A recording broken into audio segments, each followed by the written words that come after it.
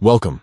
Today, I'll guide you through the simple and updated process of editing your Instagram highlights directly on your PC. Whether you want to refresh your profile or update your favorite moments, this step-by-step tutorial will make it easy and quick. First, open the Instagram app on your PC or go to Instagram.com and log into your account. Once you're logged in, look to the bottom left corner of the screen and click on your profile photo. This will take you straight to your profile page where all your posts and highlights are displayed. Next, under your bio, locate the highlight you want to edit.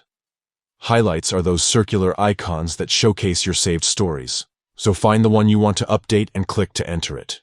Inside the highlight, look to the top right corner and click on the three dots. This will open a menu with several options. From this menu, select Edit to open the editing interface. Now you can make your changes.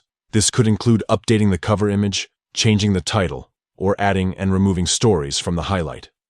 Simply follow the prompts to adjust the content as you wish. Once you've made all your desired edits, confirm the changes by clicking the appropriate button, usually labeled Done or Confirm. Your highlight will now be updated and reflect the new look or content you've chosen.